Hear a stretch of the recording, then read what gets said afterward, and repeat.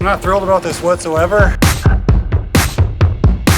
Oh boy, guys, that was scary. Wow, there's a giant hole right there. And if you think that was bad, we're just getting started here on the GBU train. We're sailing good, bad, and ugly. 3 years ago, we bought our boat off Craigslist for $5,000. I'm Kristen, and this is Matt. We are known to break the rules and do things a little less traditional.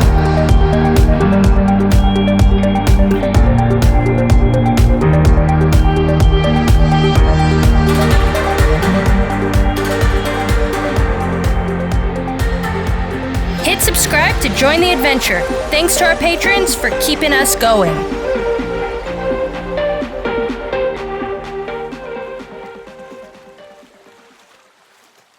What's up, guys? Welcome back to Sailing GBU. Today is a nerve-wracking day of our lifetimes. Okay, for me, not maybe for him. We're pulling our boat out for the very first time. We're gonna see the badness. I mean, that's if the straps don't break and the whole boat rolls down the hill.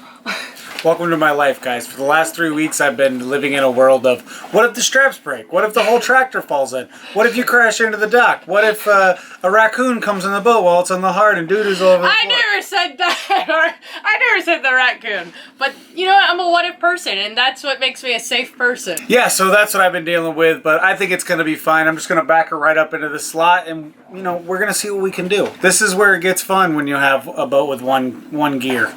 Yeah, we're reversing in, and Lord be with us. I don't know what to say to that.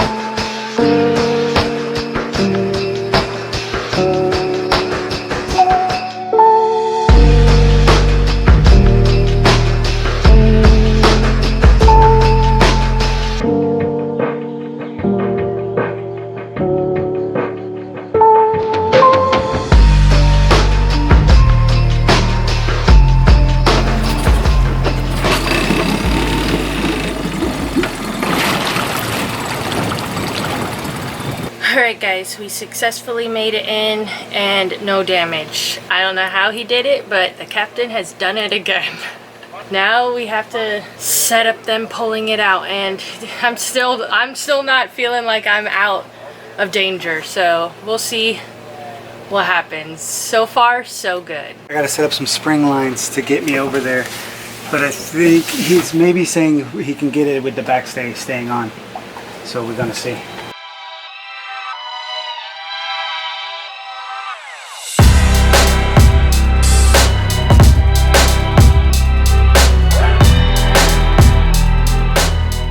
Alright, so before I can take it in the stirrups, I have to take off the backstay, and my forestay is really tight because this thing's super heavy, so I'm not comfortable taking off my backstay without loosening the forestay, so we got to do that now.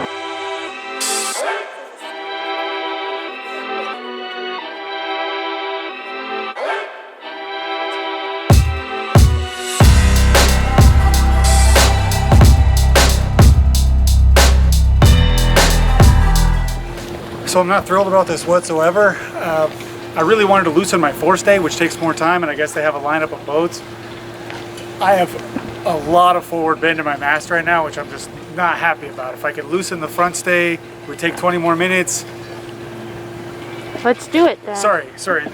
To explain to you guys, you have to loosen the back stay for it to fit into the lift, and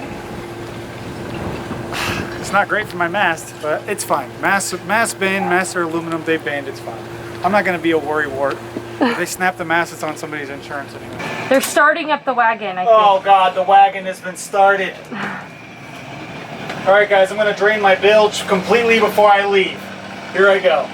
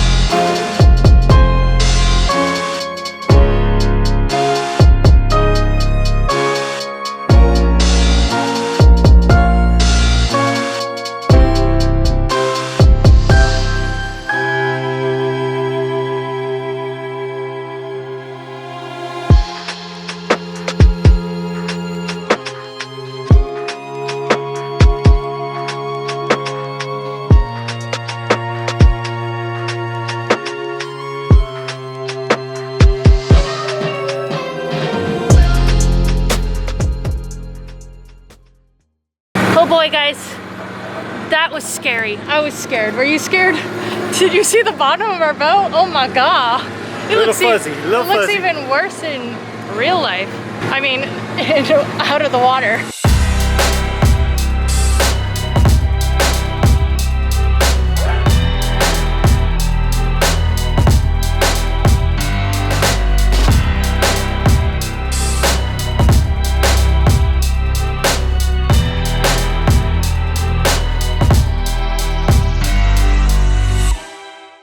Our boat is out on the stands. We are fresh out of the water. We had some lunch after my meltdown. I didn't have a meltdown, but I didn't feel very great about pulling it out. And I just, in my mind, I'm the what if person. My anxiety of what if starts like really rolling, so I have to take a time out.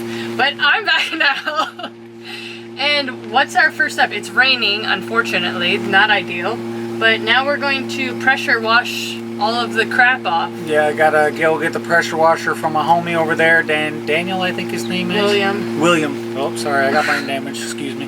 So I'm gonna go get the pressure washer and I'm gonna blast off this bottom. And you know, I gotta say, this was a milestone for us. I never thought I'd ever pull this boat out. You know, I would have given up on sailing long ago if Kristen didn't keep making me do it. So I was looking at that bottom of that boat come out and I said, you know, man, we came a long way on this old jalopy. Now let's say how great of a job you did reversing in. Bro, when you gotta drive reverse. I was nervous, but you did it. Yeah, when you're reversing every anchorage, you get pretty good at reversing. There's a little bit of current running across the seawall, but we did all right. Not a 10 out of 10, but I'll give it a B+. It was good. We did good enough. So let's get to work.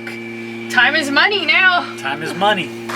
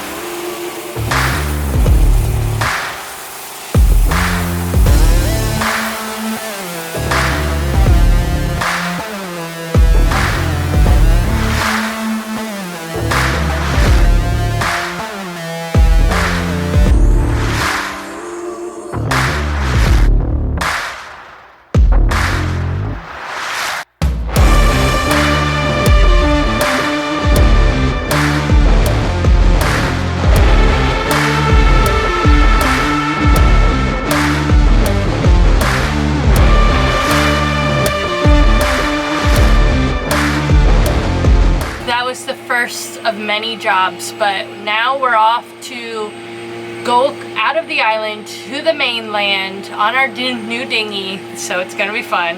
And we have to get a address, a P.O. box, so we can start getting things shipped in. I guess if you're people that live on this island in the condos, they don't have an address. They have to go back to the mainland to it, so let's head on out.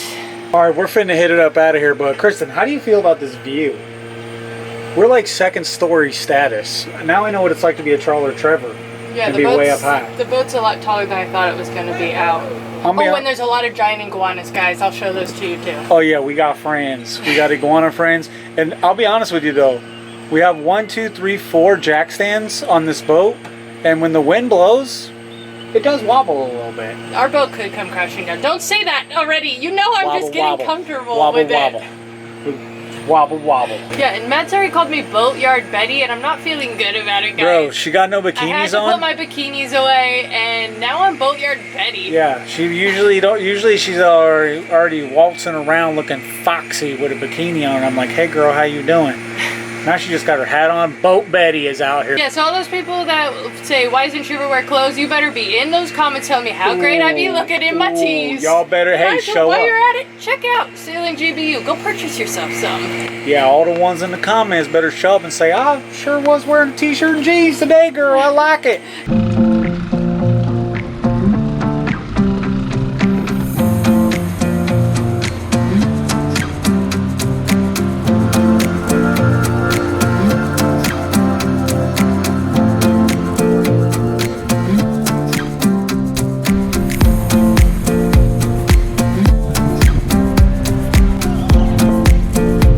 Alright, so this dock isn't too sketchy, but there's tons of barnacles at the bottom, and we got a nice pretty dinghy here. So I forgot my stern anchor. I'm gonna rig one out of this old rock and what's left of my rope here to keep her safe while we walk to the post office.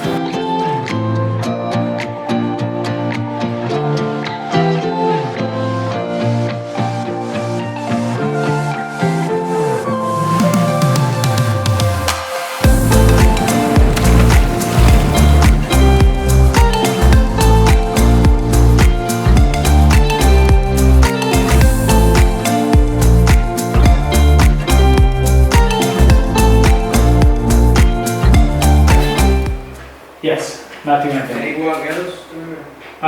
Alright, I got myself an Addy. An Addy like the little baddie that I am. An address to get all my packages shipped to, which I don't need too many, but I need to knock out a couple. And it was free. And it was free. It's, I guess they offer this. I don't know if I'm supposed to be spilling the beans, spilling the old beanerinos. But, what the heck? You've been working too long tonight. It's Correo General. So it's like a general courier, and I guess there's no fee because it's temporary and you have the right as a U.S. citizen to get your packages to you. So kind of funky. This is definitely a new experience for us. Good morning, guys. It's another day and we're still in the boatyard. You probably can hear a lot of tools going in the background, but we have a very busy day today. I'm going to be, and don't mind the flies, there's flies for some reason. I'm going to be editing and filming, and Matt's out there working on the boat right now. So let's get outside and see what he's doing and show some of the surprises that we've seen at the bottom of our boat since taking it out of the water.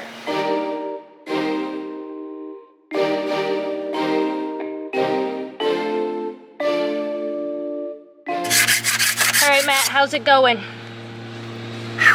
It's going. A lot of scraping, a lot of sanding. But, you know, you got to do it. There's no way around it. You got to show the old girl some love here and there. But I did find a hole.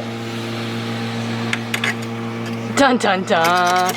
So this hole was already open like this. I didn't open this. Just sprayed or pressure washed off the bottom of the boat, and I said, wow, there's a giant hole right there. And luckily we have another hole on the inside of the bilge as well, but that could have been not great. Yeah, if it went through the next layer of fiberglass, that would be a hole right into our bilge, right? Right into the old bilge. And it would be filling up, and we'd be like, what the hell? Well, the bilge pump just would have gone on, and I would have said, what on earth was happening? But for things like that, I have a contingency plan. I have underwater pool putty, which would work just fine for a situation like this, and I'll show you how that works now. Okay, so in a previous episode, I promised you guys something outrageous like I always do, and I was going to talk about a boat repair that I've made that I've been sailing with for, I'd say, just over 3,000 miles now, that I would say is unusual, untraditional.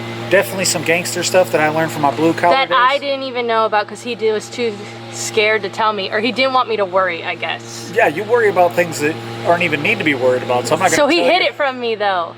We all have our secrets, gentlemen. I know, Angel. But, so I'm going to show you guys that right now.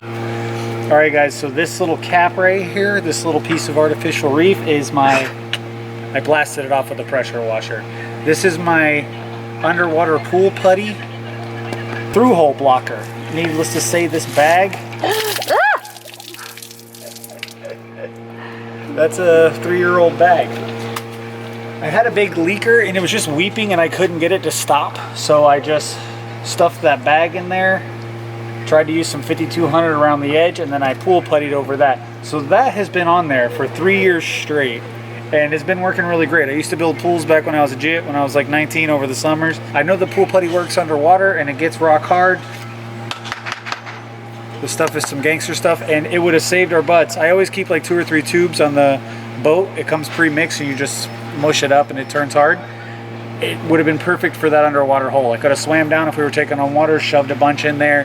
It cures underwater, it's not a problem. So this is what I do. This is how I live. Leaky through hole, get it fixed. God. We don't have time for that crap. Just put some pool putty on it and get the hell out of there. Our budget was a lot lower when we first started sailing, and to do a haul out in Miami would have been grands and grands that we were not going to spend at the time. We didn't know if we hated sailing yet, but now that we know that we love sailing, we'll pay a little bit of money and pull the old girl out and do it right this time. And if you think that was bad, we're just getting started here on the GBU train. I got a big crack on my keel in the front right here. But this isn't that bad for a boat this old. Probably one of my keel bolts is a little bit loose. It either just came loose over time, or you can see by all these junks in the front that, you know, sometimes boats run into things, charts are off, you're going too fast, you don't know what's happening, and something was obviously hit at some point and this happened like that. However, one good positive that I'm taking from this though is that it never got any worse. I had this when I very first looked at the boat. When I went to look at it on Craigslist, I was like a little bit too crazy and I took my snorkel with me and I jumped in the water, I checked the keel, checked the prop, I looked at this and I said, okay, that doesn't look great, but she's pretty well on there, so I think that this isn't going to be too hard to fix. Maybe we can get their keel bolts a little bit tighter, but I think some fairing in there will work just as well. And before all you hardy sailors out there say, you gotta fix the keel, gonna fall right off, you can't do it right. Listen, we all read the book, we know how Daddy told us to do it, but we probably ain't gonna do that here on GBU. And if you didn't know about the pool putty trick, I don't want to hear too much talking. I'm out here writing my own how to sail biography. I'm not following all the Yacht Club Trevor rules, or the Tads and the Chads. We're doing a GBU style. Okay, so you can see this chicken skin sort of texture that I'm getting. It's only in this one spot on the whole boat, so I'm pretty happy about that as far as blistering goes. I haven't found any big blisters yet. I'm sure I'll find 1 or 2 throughout the whole process. But these are just little tiny little spots where the water was starting to get in there. So we're gonna sand all that down, chip it out, let that dry out for a couple days before we get too crazy. Then we should be able to fair it out, sand it, put all the primers and such down, and should be good to go. That kind of closes out all of our problems at the water line or below the water line. So far. So far. Well, yeah, I haven't found any yet. We're just a day into this project. So far, those are my main concerns. If you have any tips on how to deal with them, please let me know in the comments below. Back to some sanding. This is a high-powered tool that my dogs at the boatyard let me use. I don't know if they're going to charge me or not, but I ain't paying. I already paid some money to rent these jacks, so I'm going to incorporate that into the whole price. Big sander, let's get it.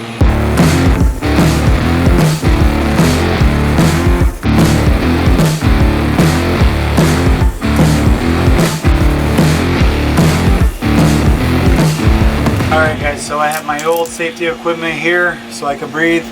This stuff is pretty toxic with boat work, so you want to go above and beyond. But my goggles were still letting stuff in. So my dog Salchich hooked me up with the into the world gas mask, you know, special. So that's gonna work a lot better for me. I'm hyped on this deal.